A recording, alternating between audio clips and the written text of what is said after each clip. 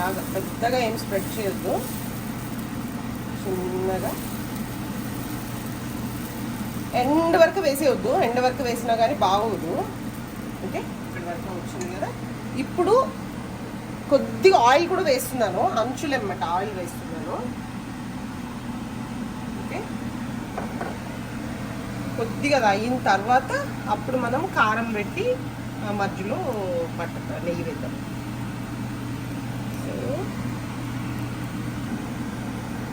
కొద్దిగా అయిస్తుంది కదా. సో ఇప్పుడు ఇక్కడ మధ్యలో నెయ్యి పోతాం, ఎందుకంటే మన మసాలా అంతా ఇక్కడే ఉంటుంది కాబట్టి.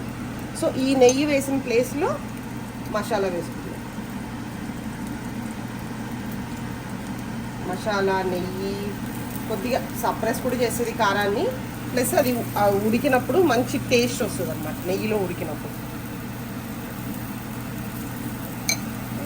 మీకు మంచి కాశ్మీరీ మిరపకాయలు ఉన్న కారం పొడి ఉంటే ఇంకా ఇంకా రెడ్ కలర్ వస్తుంది. కొద్ది పప్పు పొడి.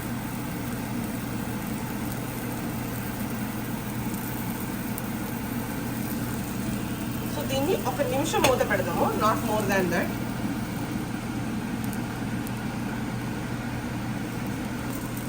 ఓకే, ఐ థింక్ మన దోశ రెడీ అయిపోయింది.